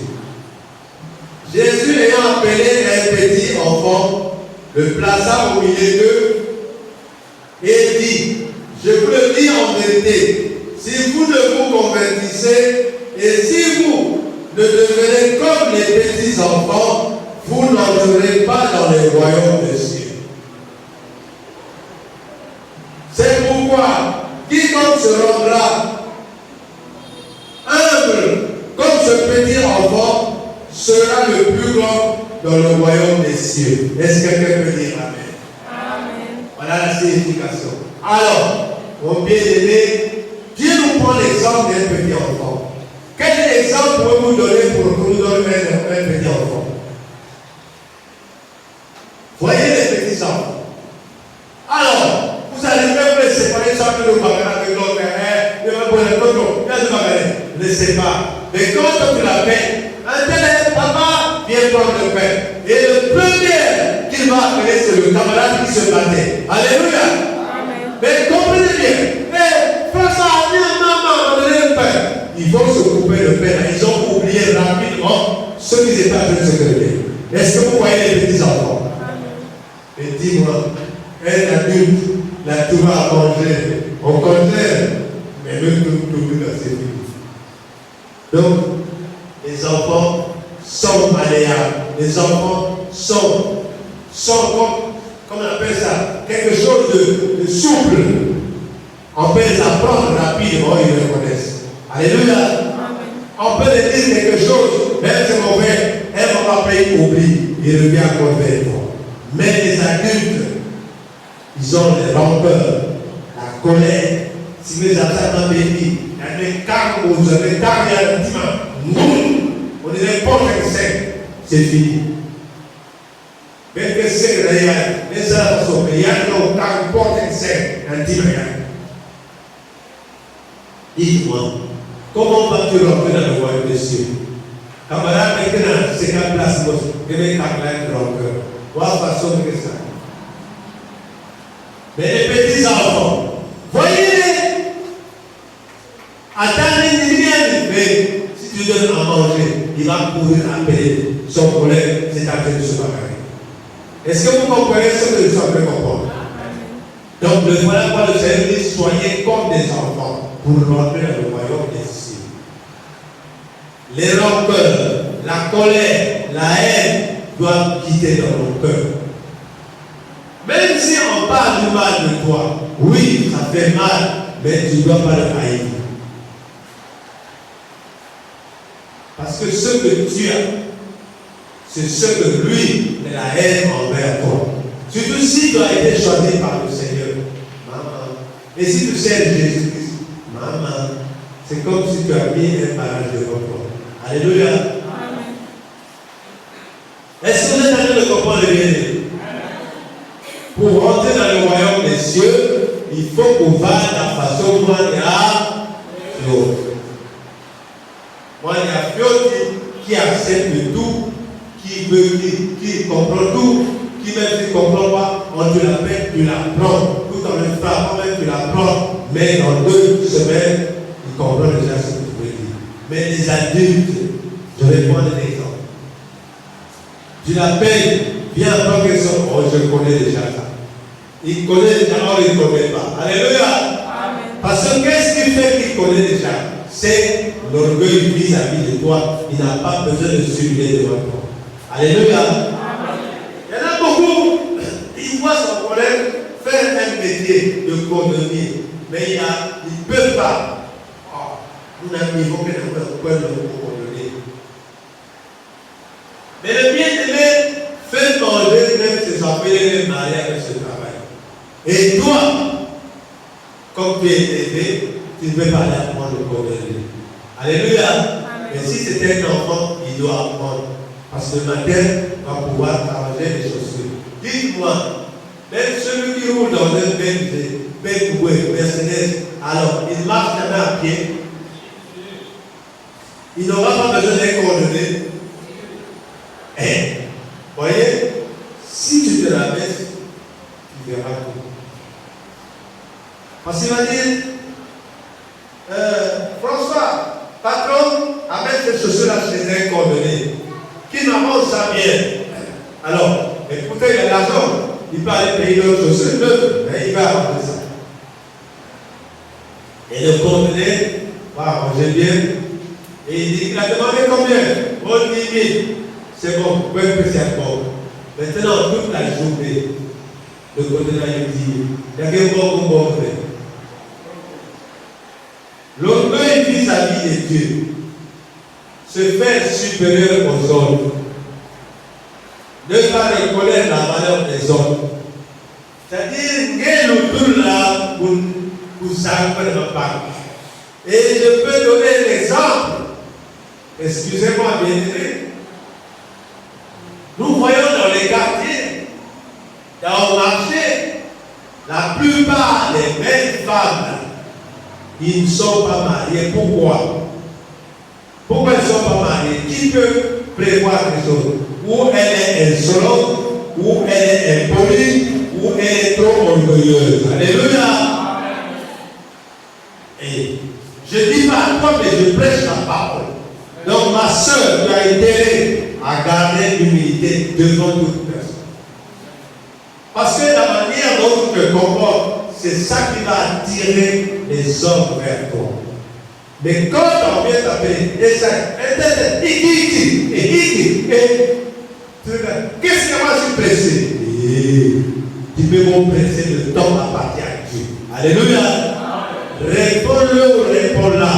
Le temps va toujours t'attendre. Quand tu vas courir de le temps, réponds-le. Et arrive le moment, ma soeur, oui, est-ce que c'est que pour nous avons là pour me pourtant tu connais là où voyez que mais c'est quoi ça? Tu sors, bonjour ma soeur, bonjour mon frère. Donc quand la deuxième personne nous peut voir pour bien. Voilà. Je sais plus la vie, mais t'as le c'est quoi? Ce genre de comportement montre que tu es orgueilleux ou orgueilleuse. Tu es plus important que celui qui te demande. Est-ce que tu comprends mon frère, ma soeur? Soyons des serviteurs.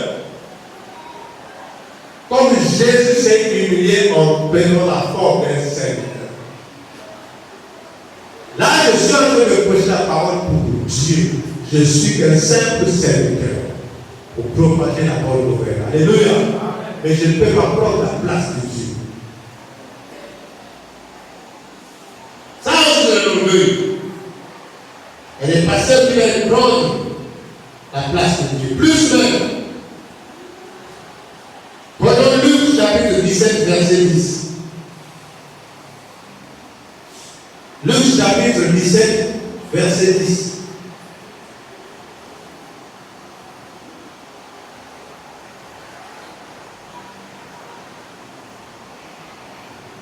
C'est la page 1046.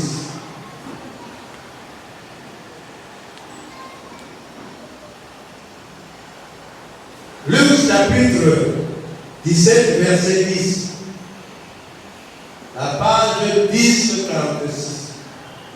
Je vais lire au nom puissant de Jésus.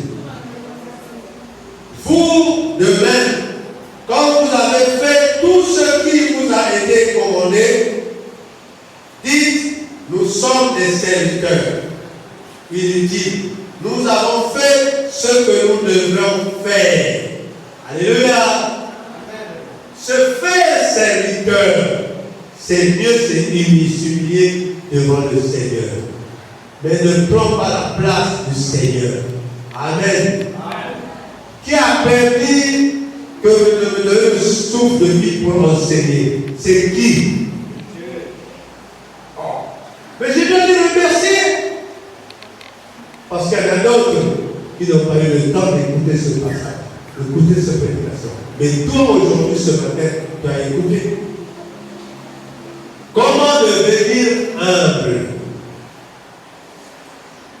Bien-aimé, te faire humble, ce n'est pas te faire petit. Non. Mais être humble, ce n'est pas se faire petit. Dans la nature, tu n'es pas petit. Mais tu te fais petit devant le Créateur. Vis-à-vis de ton prochain. Vis-à-vis de quelqu'un qui est devant toi. Tu ne dois pas te montrer plus supérieur à lui. Alléluia. Et que ceux qui ont des oreilles entendent. Et ceux qui ont un cœur puissent comprendre. Ce que j'ai prêché, j'en ai besoin. Vous en avez besoin. Il faut que tous passent par l'humilité pour voir la main puissante de Dieu. Est-ce que tu as compris? Si tu as compris, que tu acclames le Seigneur.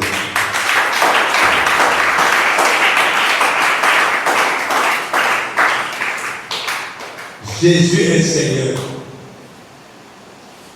Je vais maintenant prier pour mon frère